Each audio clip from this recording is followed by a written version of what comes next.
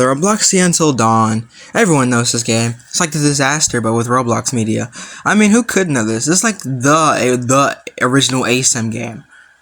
Everyone loves it. Everyone hates it. It's a pretty decent game. But wait a minute. We have a contender? We have a wannabe game that wants to be the Robloxia Until Dawn? Really now? Now, what original piece of media could possibly best the Robloxia Until Dawn? Not best, but could possibly stand up to the Robloxia Until Dawn? Wait a minute. The Robloxia of Madness. This game is like the Robloxia Until Dawn, but they just put a switch on it. So how this video is going to go is I'm going to go over the survivors, their abilities, and the killers and their abilities, and like general stuff like last man standing, or other stuff like that, and bugs. Now, this game is really an early prototype, so everything here is subject to change, and this video might become outdated very soon. And this is actually a very good time to cover this game, because it just got its update, and there's 2 new survivors and a new killer, which you can see in the background gameplay. Which this is actually becoming my favorite killer, which I'll get into that later. Time for our first survivor, which is Builderman, which in my opinion has to be one of the least played survivors, or is probably one of the worst survivors in the game. Now, this is not to say that Builderman is weak, but it's just for this type of game, Builderman just doesn't fit as a survivor. But anyways, let's go to his moveset. Builderman's moveset comprises of a hyper laser, which is a stun, and a bear trap, which is also it's a mini stun. You can lock the killer in a bear trap, basically stopping him for a few seconds. Now the problem with this is, remember that part where this is an ASIM game where you could jump? This is basically useless with the killer just being able to jump over your stuff, or just being able to not hit it, you know. And another thing is with Builderman, the thing is, with all the big maps and stuff, it just makes it almost impossible to actually make your trap efficient. So this survivor is kind of really bad in this game. If you go to get a rework or something, or just something to make him fit way more with the game, he could definitely be a more played survivor. But right now, Builderman can only rely on his hyper laser. But let's talk about the hyper laser. The Roblox recently released an update to where console players, the developers must implement a shift lock for console players. It's not naturally implemented. Now, trying to aim anything on console like this, like a projectile or anything, without a shift lock is a pain. So having to aim this without shift lock kind of sucks. So, but right now, Builderman is not the go-to for console players. So that kind of kills Builderman for me. But for Builderman is a good survivor if it's a very small map, which it doesn't tell you the map until you're picking your character. But I feel like Builderman could definitely use a rework, because he is just not the best survivor. But that's beside the point. On to our next survivor. John Chicken Boy Shilitsky. We all know him. Former admin, loves fried chicken, made Swordfight on the Heights. I mean, who could hate this guy? He's kind of the face of Roblox, other than Builderman. This guy is an up-close and personal stunner who is just made to probably just fist fight the killer. Basically, you're basically in a boxing match with this guy. Now, Shilitsky, let's go into the moves, because Shilitsky has nothing really interesting about him. It's kind of just Shilitsky, except he's an old man in this game for some reason. Alright, Shilitsky's first ability, Ice Dagger, has Shilitsky swinging an Ice Dagger for a little bit, having some hitbox drag. If this Ice Dagger hits the killer, it stuns them for a little bit, you know. It makes them blue for the entire team to see. And yeah, so with his second ability, it's a slide, where Shilitsky will slide for a short time, and if this hits the killer, it will give a very short stun and knock them back. Pretty boring survivor, I'm not gonna be around with you. Is he efficient? Of course he is. If you need someone that's simple to play, just play Shilitsky, because he has the most simple thing. Here's where we reach our problem, though. Remember how I said that console thing with the shift lock? So with that, Shaletsky's slide is so annoying to aim on console. Trying to aim this thing on console, it will give me a heart attack. Because, oh my gosh. And the fact that you can turn it mid-slide, it's like, oh my gosh. But you can turn the ice dagger while you're like slashing it. It's like, oh. So basically, in the gameplay behind, I had to basically only rely on my ice dagger, which is honestly insane to me. But I mean, Shaletsky has nothing really interesting about him. He's a pretty simple survivor. Short stun, he's made to fist fight the killer. My only problem with it is you have to be very, very close to hit your stuns. And if the killer just decides to target you, now what? You're right next to them, so it's just a free chase starter. So, that could be a little bit annoying. But pretty simple survivor, can help his team out. That one console thing I'm a little bit annoyed about. But other than that, simple survivor, I would rate this like a high A tier. Not the best, but it's certainly really good. Matt Dusek, or as people like to call him, Dusekar.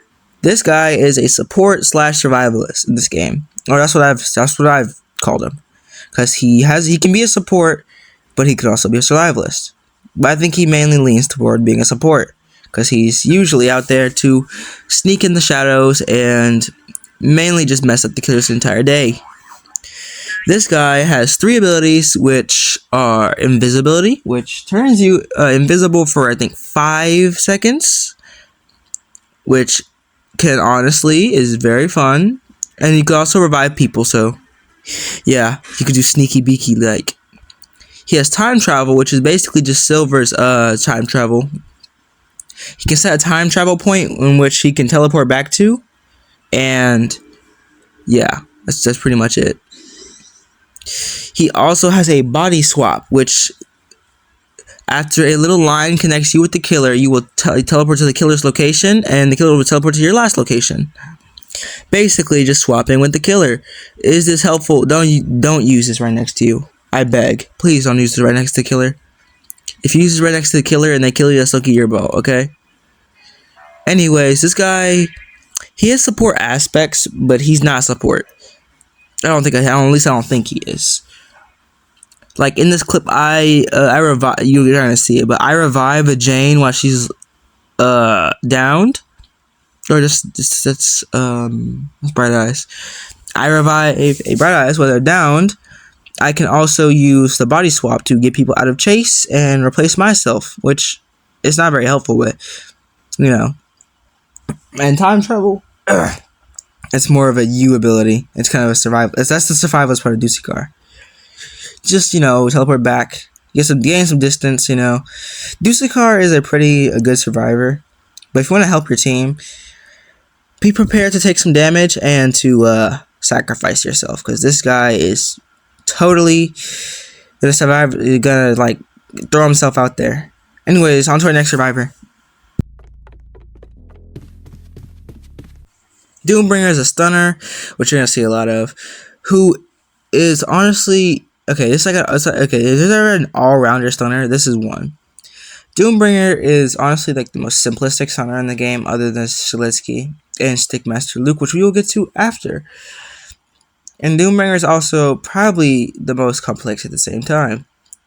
So Doombringer's first ability is Second Wind, which is basically just Knuckles' counter from Outcome Memories. If he hits you, or if a killer hits you while you're in this counter state, I believe they get stunned. Which honestly, yeah. Second, he has Slam. Slam is just main stun move, which has them slam the ground and a little expanding radius appears. And if the killer's caught in that, they get stunned. Now it's a very weird stun, because it's the only stun. It's pretty much one of the only stuns that leaves you in place, which is very weird. Because this is a very fast-paced game. His last ability is Dash, where he just does a dash. They give him crazy distance, which you just saw right there. Honestly, this character is not a kind of a nothing burger compared to like other survivors. Mr. Doombringer is probably like one of the most iffy ones. He's played, but at the same time, playing him is like it's awkward because like it's just Knuckles. It's literally just Knuckles, but they have a dash. Anyways, on to our next survivor because it's kind of boring. Lucky Maxer is a stunner and survivalist. He's 50% of both. He's a 50% stunner, he's a 50% survivalist. This survivor is a rage baiter.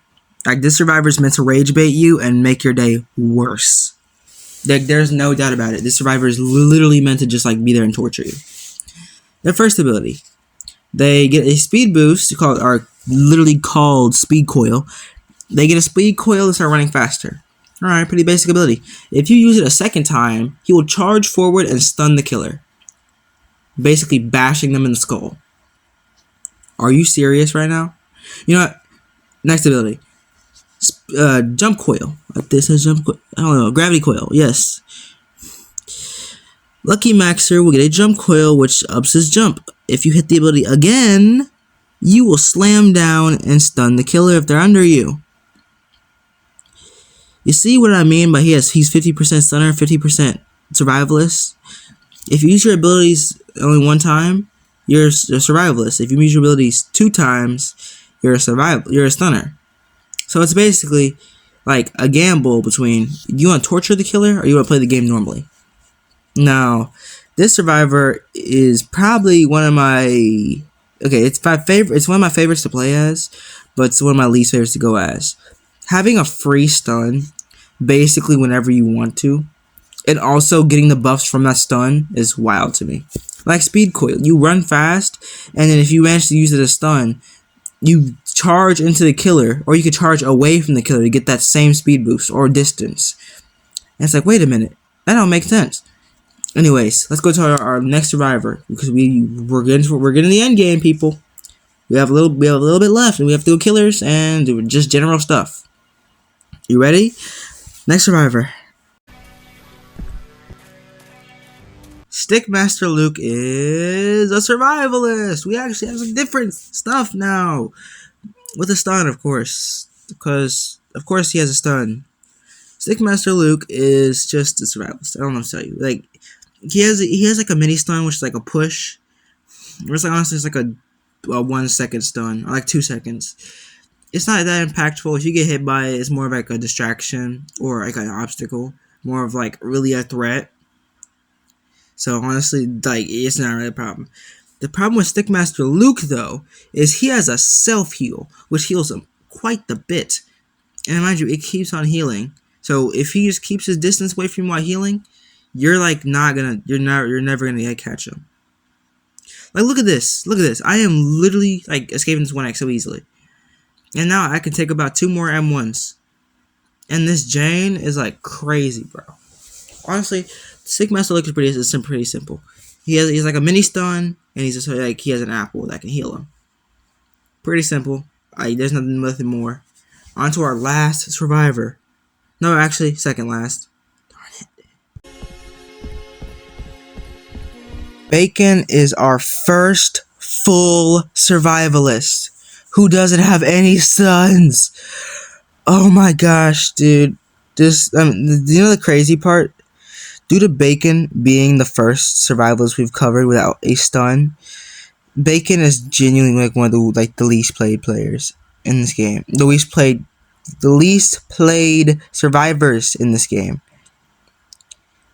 Alright, Bacon's abilities, he has Skateboard, which is just Veronica Skateboard. He can do tricks to get faster, you know. It's nothing, it's like a really nothing rigger. That's like his whole kit, though. Now, am I gonna clown him for it? Absolutely not, because this thing's like busted. But it does have like limited charges on like the amount of kicks you can do and stuff. So you definitely want to use this wisely. Second, Bacon has Tag, which makes Bacon like spray paint the killer. And if you spray paint the killer, you can blind them for a good amount of time, which is like just the perfect escape route. But the thing is with Bacon, I feel like his skateboard being like on like a meter or like charges is like the thing holding him back. I feel like it should give like a set amount of time to skate and get away. That way the killer can like say, oh wait, okay, Bacon only has this amount of time to escape. Look, boom. Like look at this. Look at the movement I'm doing. And then on top of that, I have to wait for this. I don't even know how to replenish my charges for my skateboard yet. And it's like, I'm just gonna have to like sit there and skate without anything, no tricks or anything. Honestly, I think Bacon is a decent survivalist. I just think he should have like a set amount of time to skate instead of just it being charges. I just kind of want to use them, but yeah. Honestly, go to our next survivor because Bacon has potential. He's just not exploited yet. So pardon me, but who is Jan, bro? Like, is this like an admin or something, or like is like an original character?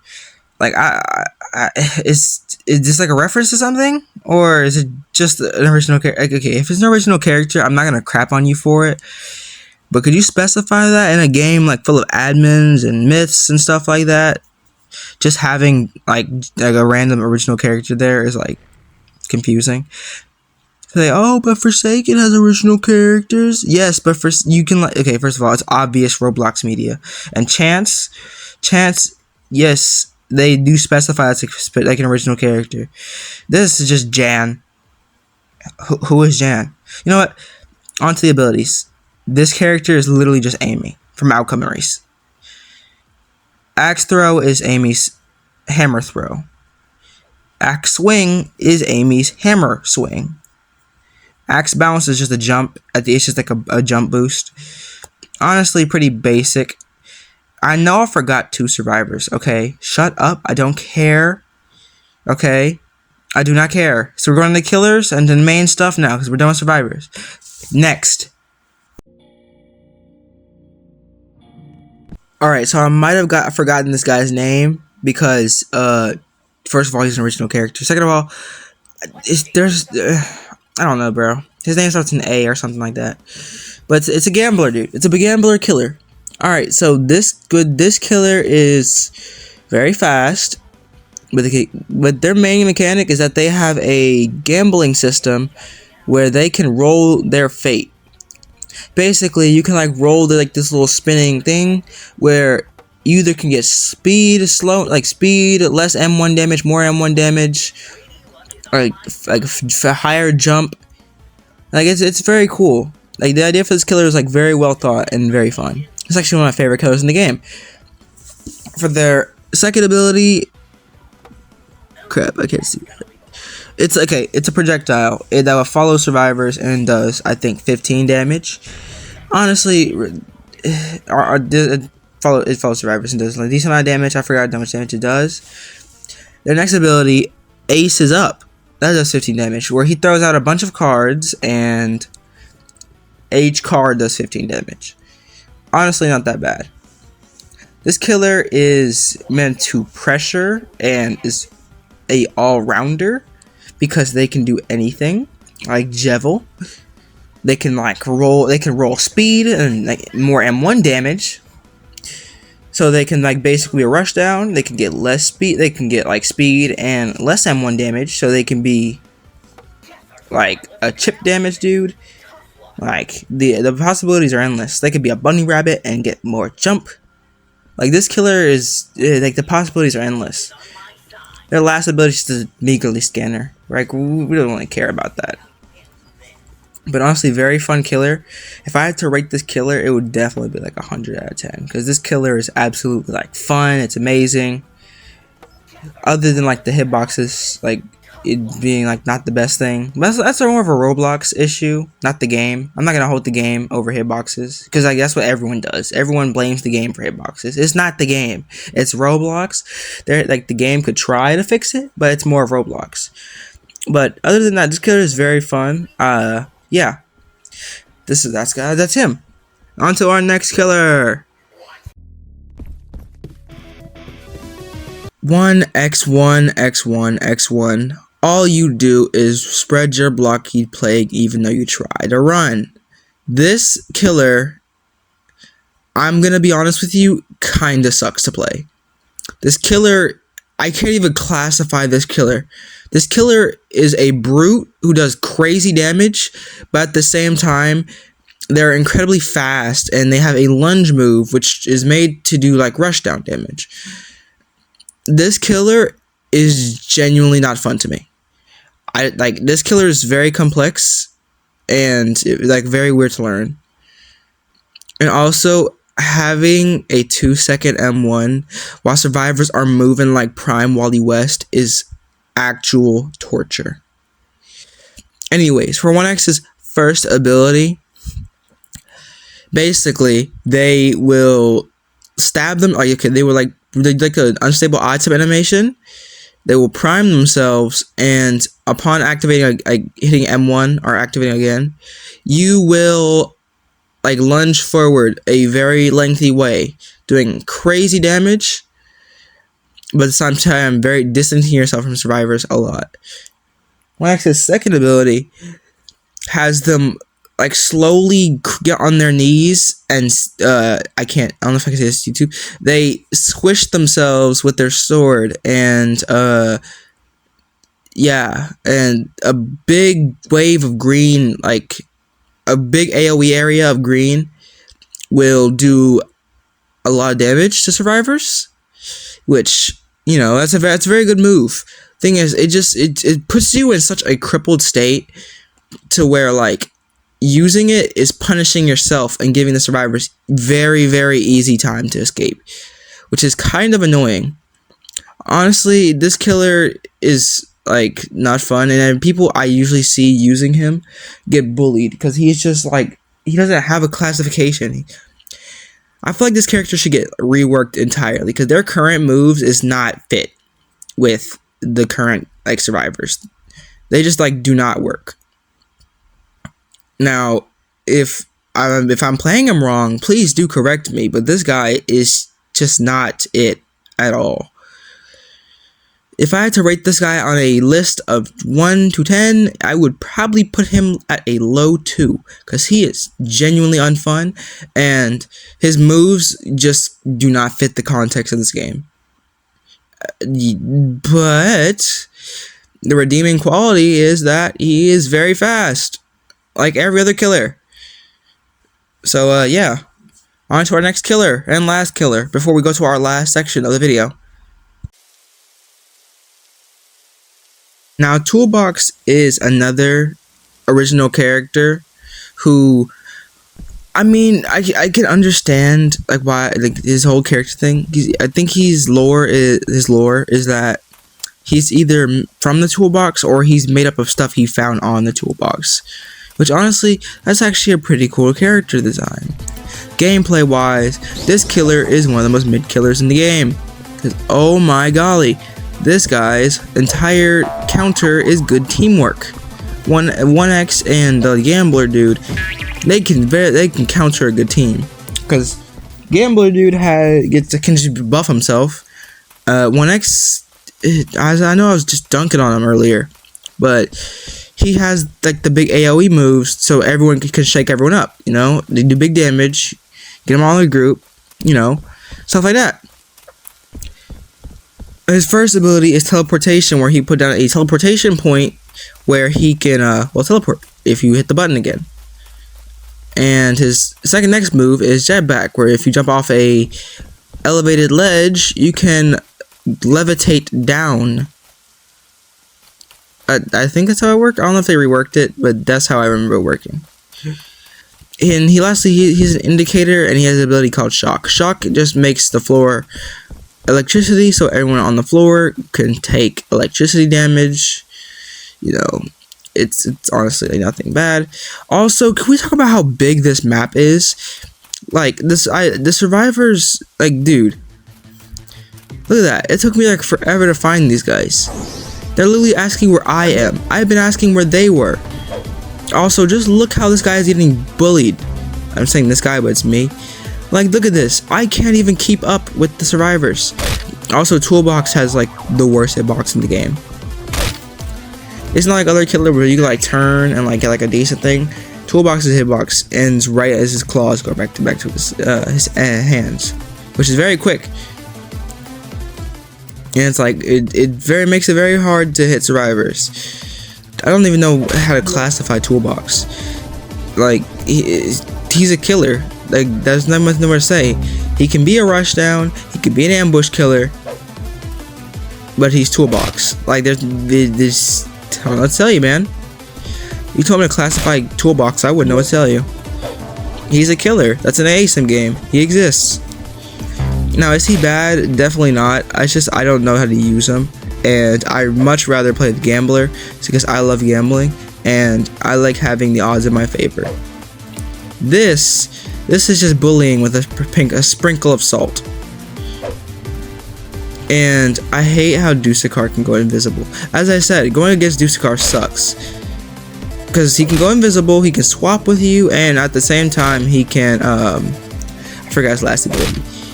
Yes, he can reverse his technique. Also, the survivor I forgot, which is Bright Eyes. She can throw a flashbang, which turns your entire screen dark. You know how fun that is? And it's like a very long time, too. So, Toolbox, if I had to rate Toolbox, he would get a 5 or 6 out of 10. Not perfect, but and not that the funness to play, but he gets the job done. Like I don't know what to tell you, man. But with that, we are done with our killers, and it's time to go on to general stuff, aka my thoughts and stuff. Now, for my thoughts, the problem is that the maps are they honestly kind of suck for killer because they're big, they're spacious. It's like Outcome Memories. Okay, Mystic Cave. Like not as bad as Mystic Cave, probably like multiple floors, but it's as big as Green Hill. Like the map I was on Toolbox on. That map isn't that big, but it has so much potential to ruin a killer's gameplay. Also, the Bandlands map is just absolute torture. Because if a survivor knocks you off of that like thing, boom, now you have to restart chase, and it's like, it's just annoying, you know. Honestly, I feel like this game it's not bad, but it could definitely use some revisions. And this game definitely does have potential, and I will not hold it back. This game can be something great. It's up to the devs if they want to expose or exploit this potential. But until then, this game will be like okay, and it will still get those 23 player servers. 23 servers. But honestly, my final opinion, rate the game out of 100. This game gets it gets a 70 through 80 because this game, okay, as I said before, this game has potential. Now, from the gameplay and the visuals, the game looks horrible. Like, from the gameplay, it's actually very fun. And I actually would play this game again. And I have played this game again. It's very fun. My only problem is they need to exploit the potential that their game holds. If they don't exploit this potential, then the game will still stay low. So that's my only problem with this game. I hope you enjoyed, and goodbye.